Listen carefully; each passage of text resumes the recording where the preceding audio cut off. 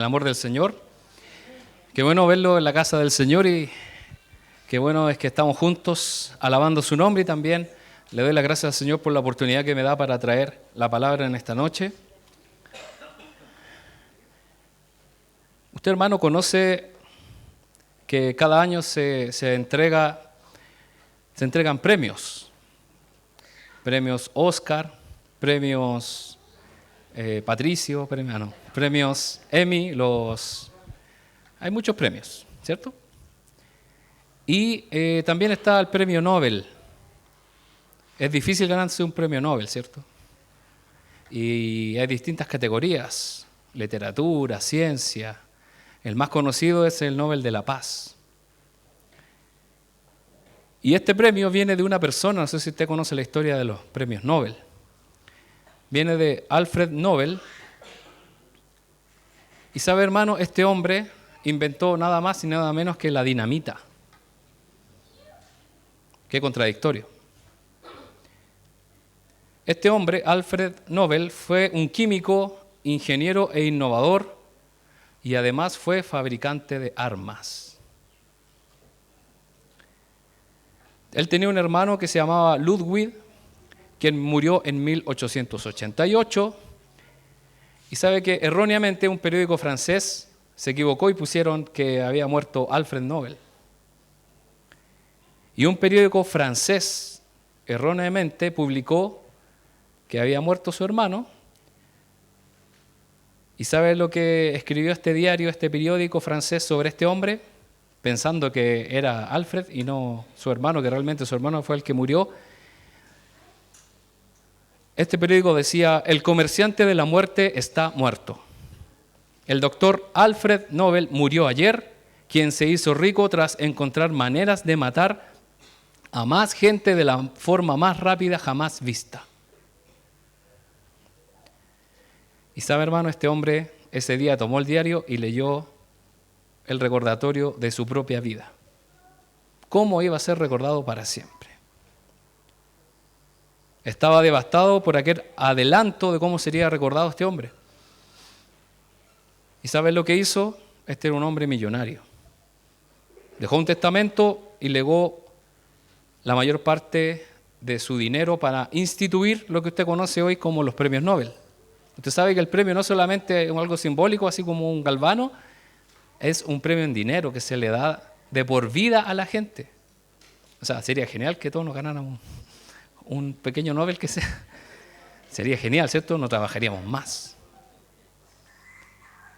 ¿Sabe, hermano? Este hombre dio el equivalente a 250 millones de dólares para instituir estos premios. Y este hombre, Alfred Nobel, tuvo una rara oportunidad de evaluar su vida y cambiar cómo sería su final. Vivió el tiempo suficiente para poder cambiarlo. Y la pregunta que se viene es: ¿se da cuenta que usted aún tiene tiempo para poder cambiar su vida? ¿Y para bien? Este es un ejemplo bastante extremo de una persona que hizo algo muy malo, que es realmente fabricar armas. Lo que trae muerte hoy en día en nuestro país. Y no miremos tan al mundo, sino en nuestro país hay armas que destruyen y matan personas. ¿Cómo puede nuestra vida traer bendición a otras personas? ¿Nos hemos puesto a pensar cómo nosotros podemos bendecir a otros? ¿O simplemente busco mi propio bienestar? ¿Cómo podemos cambiar el mundo para bien? Sabe que los hijos de Dios fuimos llamados para cambiar el mundo, para ser de bendición. Y no para pasar desapercibidos. No pasando sin pena ni gloria. ¿Cómo podemos tener una vida fructífera? Porque la vida fructífera es la que ayuda y bendice a otros. Y sabe, hermano, todo hijo de Dios es un deber, dar buenos frutos. Si hablamos de los dones espirituales, ahí no es tan obligatorio, tan incisiva la palabra, pero sí habla de que todo hijo de Dios debe tener frutos. Debemos ser personas que mejoren las cosas y no que las empeoren. Fuimos llamados a cambiar, a transformar este mundo para la gloria de Dios. Entonces, no puede ser, hermano, que usted, un ejemplo, esté en un trabajo donde usted es el único cristiano y estén las cosas mal, usted debiera comenzar a orar para que cambien las cosas. Y no para que la empresa quiebre lo antes posible, para que me paguen y yo me vaya. ¿Se da cuenta? Porque nosotros no sabemos lo que están sufriendo las otras personas. A veces nosotros pensamos por nosotros mismos. O en nuestro lugar de estudios. ¿Por qué no orar por el profesor que me cae mal? Para que el Señor lo cambie. ¿El Señor lo puede hacer? Lo primero, hermanos, que quisiera hablar es que el fruto de un cristiano viene de ser fiel a Dios. Debemos ser fieles a Dios. Y si queremos hablar de una persona fructífera en la Biblia, no podemos dejar de mencionar a José, que está en Génesis. José, quien fue vendido por sus hermanos. Quisiera que viéramos, no Génesis, sino que el Salmo 105. Vamos a ver cómo el salmista recuerda este hecho histórico de la vida de José. Salmo 105 del 16 al 22. Si lo pudiera poner en la versión NTV. Salmo 105, 16, vamos a leer hasta el 22.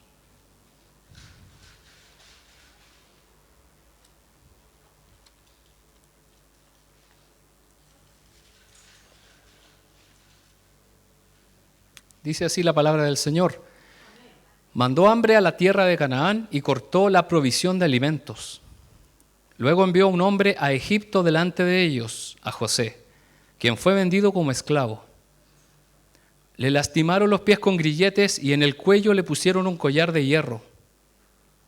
Hasta que llegó el momento de cumplir sus sueños, el Señor puso a prueba el carácter de José. Entonces el faraón mandó a buscarlo y lo puso en libertad. El gobernante de la nación le abrió la puerta de la cárcel. José quedó a cargo de toda la casa del rey. Llegó a ser el administrador de todas sus posesiones.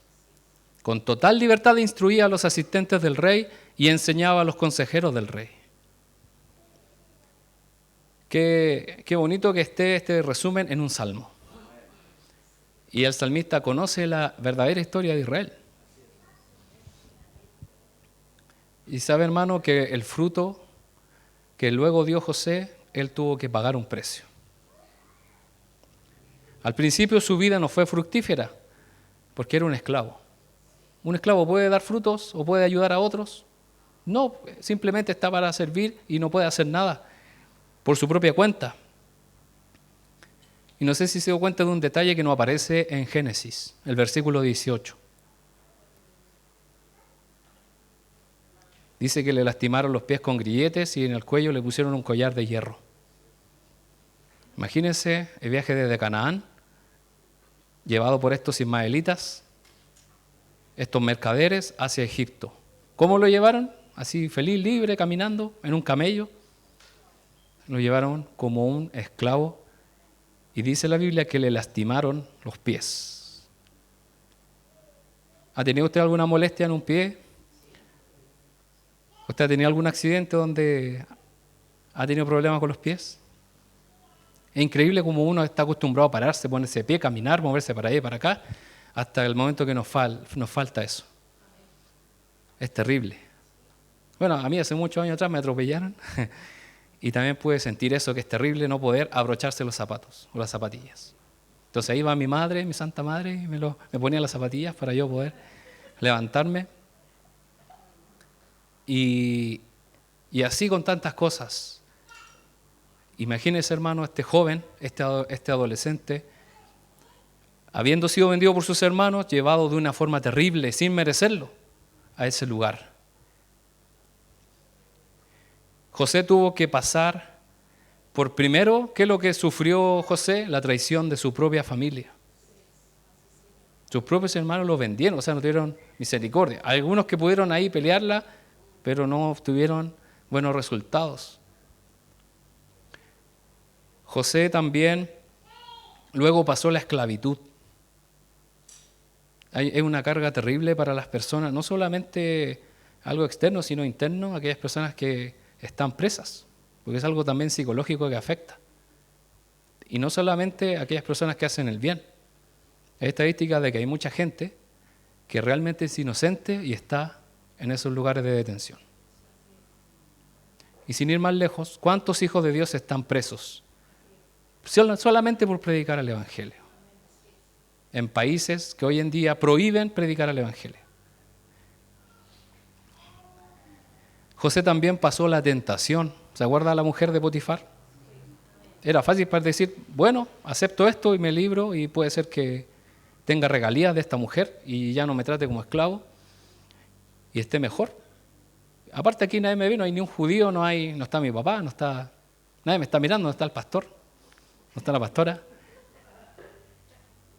Pero sí estaba Dios. Y por eso José es un ejemplo también de integridad. José también pasó el encarcelamiento de forma injusta porque fue acusado de violación y él era inocente. Y finalmente, un gran sufrimiento. Usted sabe lo que pasó en la cárcel. Una persona le prometió, mira, cuando yo salga de acá le voy a hablar a Faraón para que te saque. Y esta persona salió y se le olvidó. Y usted, imagínense los que están ahí encerrados, pasando cada día es un suplicio. Y haber visto que esa persona se olvidó simplemente. Es un gran sufrimiento. Y todos, hermanos, nosotros pasamos por sufrimiento, por momentos que decimos, ¿por qué? Si yo sirvo al Señor, ¿por qué me pasa esto? Si yo amo al Señor, ¿por qué me pasan cosas malas? Y recuerdo, hermanos, que cuando estaba estudiando en la universidad, en unos exámenes finales, yo siempre tenía la costumbre de cada vez que estudiaba, oraba, y también cuando venía el examen, también oraba, y mientras estaban interrogando a otro, clamaba, ayúdame, Señor, por favor. Entonces estaba más consagrado que nunca. Pero era de verdad, hermanos, no es broma. Estaba muy consagrado porque estos exámenes, hermanos, eran individuales y eran orales frente a todo el curso, y ahí a uno Entonces prácticamente uno se jugaba toda la cátedra en esa nota. Porque la nota que uno llegaba era simplemente para presentarse. O sea, yo podría tener un 6.5 o un 7, pero si el profesor me ponía un 3, yo reprobaba. Da lo mismo la nota que tenía en las otras pruebas. Entonces era pasar o reprobar, simplemente así era. Entonces recuerdo que me había costado mucho esa materia y el profesor me preguntó algo que no estaba en la materia. Y justamente un compañero que estaba antes que yo le dijo, profesor, no está en la materia, y él le dijo, se acabó el examen, reprobaste. Simplemente por decirle eso. Entonces yo no podía decirle eso.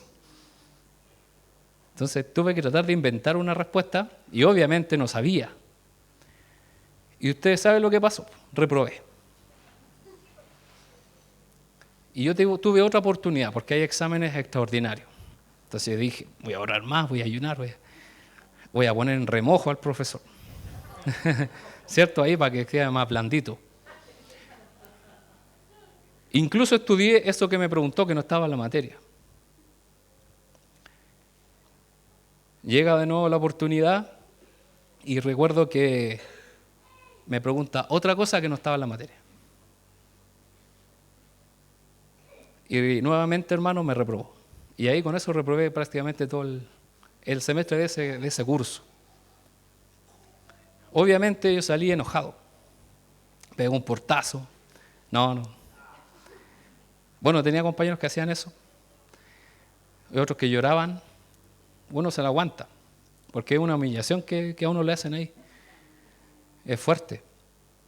Y resulta que justamente afuera de la universidad hay como un parque antes de llegar al metro. Entonces uno como que camina y va meditando. Y yo iba enojado con el profesor porque era canalla. Ese hombre me tenía mal así. Así que él tiene la culpa de que me haya echado el ramo. Iba enojado conmigo mismo por no saber responder bien. Y hermanos, también, lo debo reconocer, estaba enojado con el Señor. Porque yo le pedí, todos esos meses, incluso todas esas semanas estuve consagrado buscando al Señor, y hasta incluso declaré que hoy me sacaron 7. Y ahí tuve mi rojo. Y cuando estaba caminando, finalmente entendí que a pesar de las cosas malas que nos pasen, debemos darle gracias y gloria al Señor. Porque esa situación no es nada en comparación a lo que podía haberme pasado. Tengo vida, tengo salud y tuve una gran bendición de haber estudiado, de tener una familia, de tener que comer, tantas bendiciones, y a veces uno se enfoca en una sola cosa.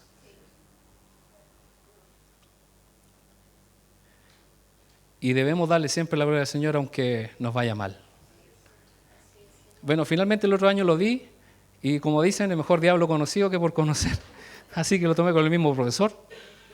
Obviamente me saqué puro 7 porque me sabía toda la materia y gracias al Señor pasé. Y me preguntó lo más básico y pasé.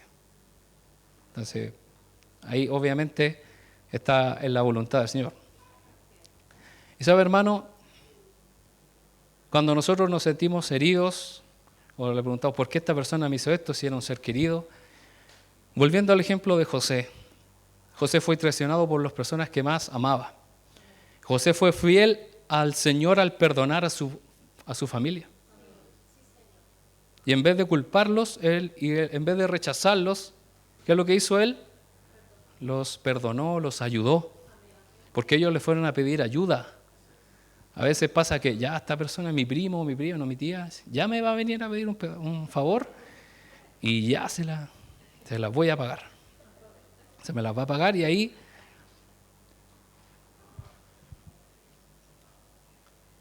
mire lo que dice Génesis 45, 4 al 5. Génesis 45, 4 al 5.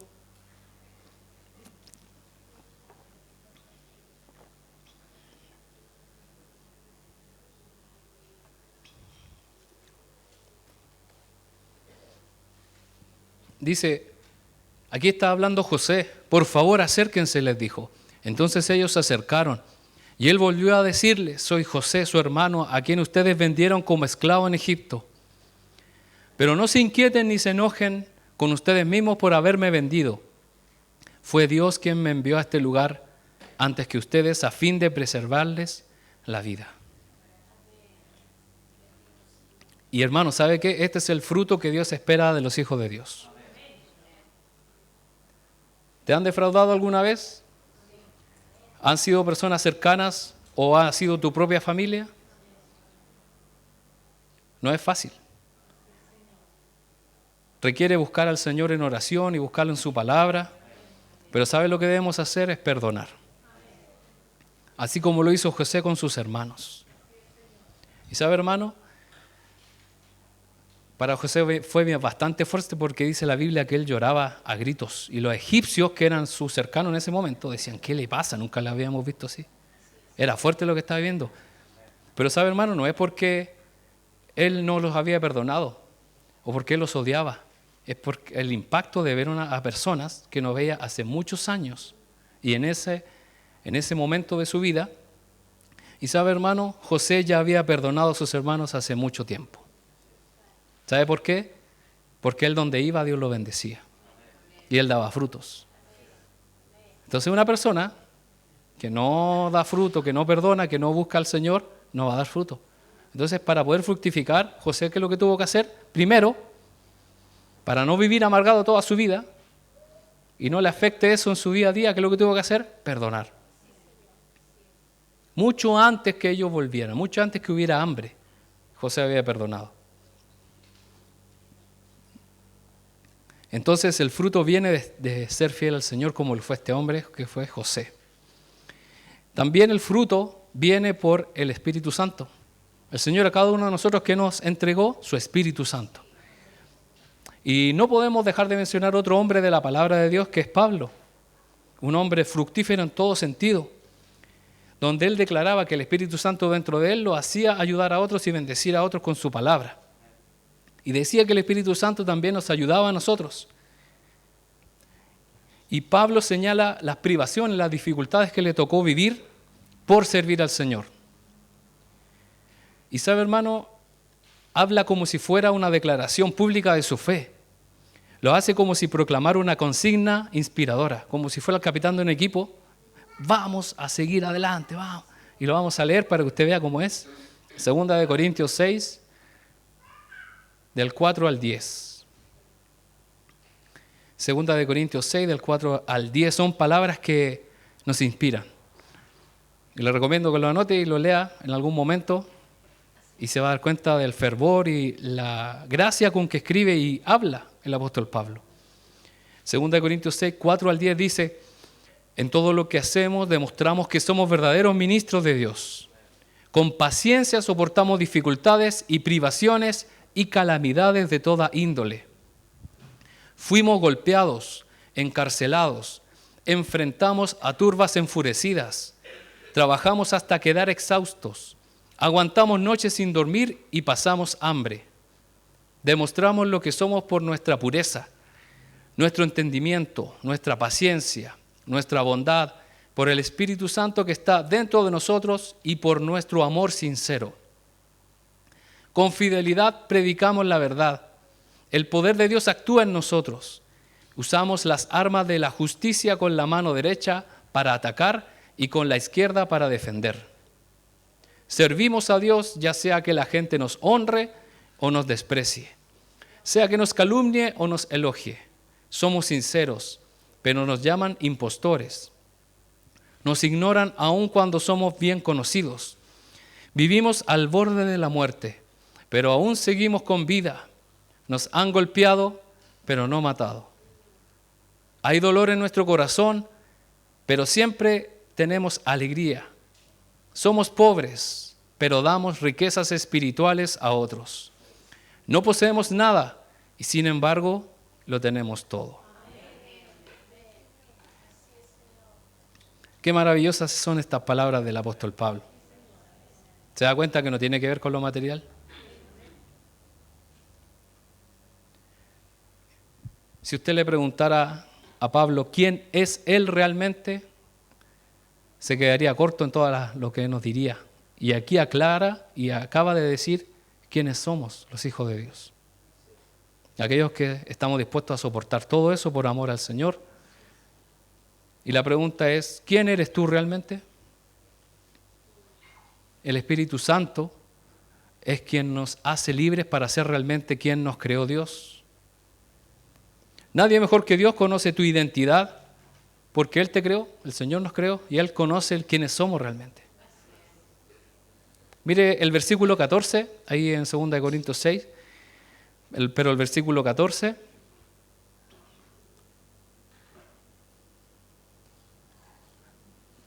Eso es la continuación de lo que Pablo está diciendo y dice, no se asocien íntimamente con los que son incrédulos.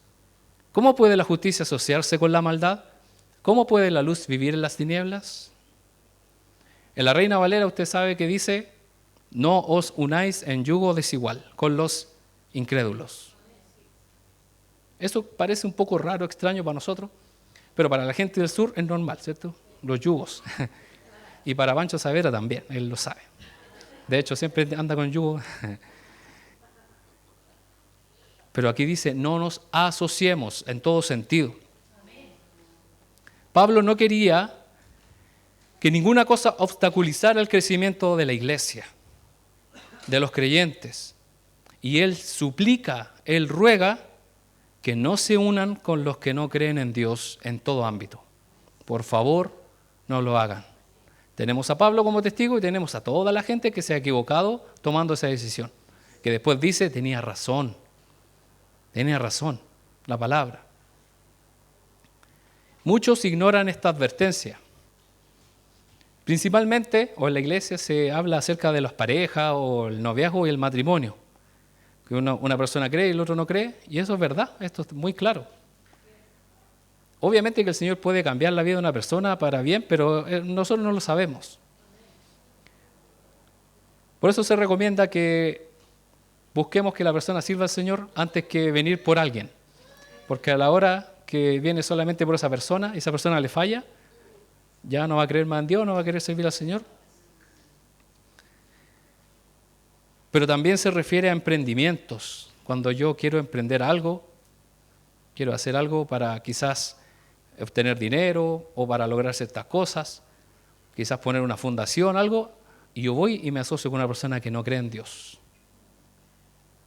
Tarde o temprano, ¿qué va a suceder? Lo van a estafar, lo van a defraudar. A mí me pasó 2 veces, que me iba a asociar con 2 colegas y no eran cristianos, se decían ser cristianos, nunca lo fueron. Y andan con mentiras y bueno, el Señor ahí les tuve que pegar una buena, tuve que salir volando por ahí, porque mejor finalmente me quedé solo, porque realmente quien tiene temor de Dios va a hacer las cosas bien. Quienes terminan dejando esto de lado, quienes no toman en cuenta las advertencias del Señor, ¿qué es lo que hacen? Dejan de servir al Señor, dejan de ir a la iglesia por semanas, luego por meses, y finalmente lo peor de todo es que pierden su fe. Realmente le parte el corazón a Dios y le parte el corazón a los líderes, a los hermanos. Ver tantos jóvenes, jovencitas, hombres, mujeres, ancianos que pudieron ser tan grandes en el Señor, usados por el Señor, y que hoy, ¿dónde están? No sirven al Señor. Lamentable que esto sucede y seguirá sucediendo. Pero es para que también veamos cómo el Señor permite que sucedan ciertas cosas. Entonces el apóstol Pablo nos dice que el Espíritu Santo nos hace fructificar. Es el Espíritu Santo que está dentro de nosotros. Y lo tercero, hermano, es que dar fruto viene de vivir con Jesús o cerca de Jesús. Y sabe, hermano, que en el Antiguo Testamento el profeta Isaías escribe un poema sobre una viña que representa el pueblo de Dios. El profeta Isaías, un profeta que quizás no todos leemos o no tenemos muy conocido lo que dice, lo que no dice. Aparte es bastante largo, ¿para qué estamos con cosas? Está un poquito aburrido leer, no. El único capítulo que conocemos de Isaías es el 53, que es el más conocido. Pero dentro de la palabra de Dios hay tantas cosas hermosas. Y vamos a leer este poema que escribe Isaías. En Isaías capítulo 5 vamos a leer del 1 al 5.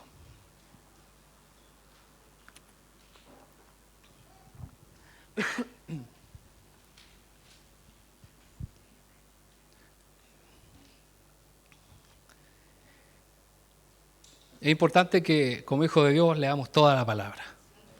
Y si usted no entiende ciertas cosas, busque una versión que sea más clara. O si no, pregúntele al pastor. No me pregunte a mí. Pregúntele al pastor. No, pregúntele, no hay problema. Ahora hay de todo. Hasta en el celular usted puede ver la Biblia. Busque una Biblia que sea de verdad, sí. No de otra religión. Y hay de todos los tamaños de letras gigantes, letras pequeñas, letras de pulga, hay de todo. Y vamos a leer este poema. Dice: ahora cantaré para aquel a quien amo, un canto acerca de su viña. Mi amado tenía una viña en una colina rica y fértil. Aró la tierra, le quitó las piedras y sembró en ella las mejores vides. En medio de su viña construyó una torre de vigilancia y talló un lagar en las rocas cercanas. Luego esperó una cosecha de uvas dulces, pero las uvas que crecieron eran amargas. Ahora ustedes, pueblo de Jerusalén y de Judá, juzguen entre mi viña y yo. ¿Qué más podría hacer por mi viña que no haya hecho ya? Porque cuando esperaba uvas dulces, mi viña me dio uvas amargas. Déjenme decirles ahora lo que haré con mi viña. Echaré abajo sus cercos y dejaré que se destruya. Derrumbaré sus muros y dejaré que los animales la pisoteen. Las uvas amargas simbolizan el pecado de Israel, porque podemos dar buenos y malos frutos. Podemos dar fruto, pero ¿qué fruto damos? ¿Amargos para el Señor o dulces? ¿Qué espera el Señor? Que demos buenos frutos. Y el Señor hace su obra. ¿Habrá algo que haya fallado al Señor, que le faltó algo al Señor hacer por nosotros, que nos haya ayudado? Él lo hizo todo. Porque dice que aró la tierra, la preparó, y las personas que les gusta cultivar cosas, huertos, plantas, saben que al trabajar la tierra o al hacerse estas cosas, ¿qué es lo que produce? Frutos, o produce que florezcan. Pero a pesar de todo eso, finalmente, ¿qué sucedió? Dieron uvas amargas. Y ahí en el capítulo anterior hay una profecía ahí en Isaías 4:2. Hay una profecía acerca de Jesús. Isaías 4:2. Pero en aquel día el retoño del Señor será hermoso y glorioso. El fruto de la tierra será el orgullo y la gloria de todos los sobrevivientes de Israel. ¿Usted sabe quién es el retoño del Señor? Jesús. Isaías profetiza sobre la venida de Cristo como el retoño del Señor, y esto se cumplió en la vida de Jesús. Y justamente Jesús más adelante, ¿qué es lo que enseña? Yo soy la vid, vosotros los pámpanos. Yo soy la vid, ustedes las ramas. Y eso está en Juan 15, para que lo anote. Vivir cerca de Jesús es permitirle que Él vaya sacando todo aquello que nos impide dar frutos. Debemos vivir cerca del Señor Jesús. Él nos puede ayudar a poder dar buenos frutos, obedeciendo sus mandamientos, obedeciendo lo que Él nos ha mandado.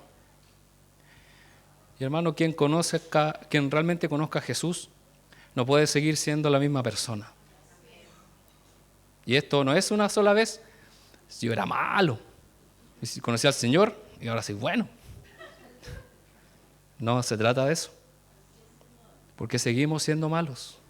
Seguimos con maldad en nuestro corazón. ¿Y qué es lo que quiere el Señor? Que dejemos esos pensamientos, dejemos esas acciones y vayamos avanzando, creciendo, perfeccionándonos. No puede ser, hermanos, que sigamos siendo las mismas personas que el año pasado. Hablo espiritualmente. No puede suceder que no crezcamos en oración, que no crezcamos en el conocimiento de la palabra de Dios. Debemos crecer. No puede ser no puede pasar que vivamos una vida monótona en la iglesia, en el reino de Dios. No, siempre lo mismo de siempre. No puede ser, porque eso se llama religiosidad. Y los religiosos de por sí no van a entrar al reino de los cielos, porque en ninguna parte dice eso. Los hijos del Señor. Además dice, Señor, profetizamos en tu nombre, echamos fuera demonios, hicimos tantas cosas en tu nombre. Y el Señor le dice, no sé, yo a ustedes no los conozco. Entonces, ¿qué es lo que implica esto? Que haya cambios en nuestro interior. Eso refleja que realmente somos hijos de Dios. A veces la gente le echa la culpa a los pastores, no digo que ustedes o esta iglesia, pero a veces le echan la culpa a los pastores. Otros le echan la culpa a los hermanos, no es que esos hermanos no tienen amor, son todos unos hipócritas. Y ahí viene una escoba volando, ¿y tú? Porque uno es parte de la iglesia, entonces si está hablando es porque uno también es así.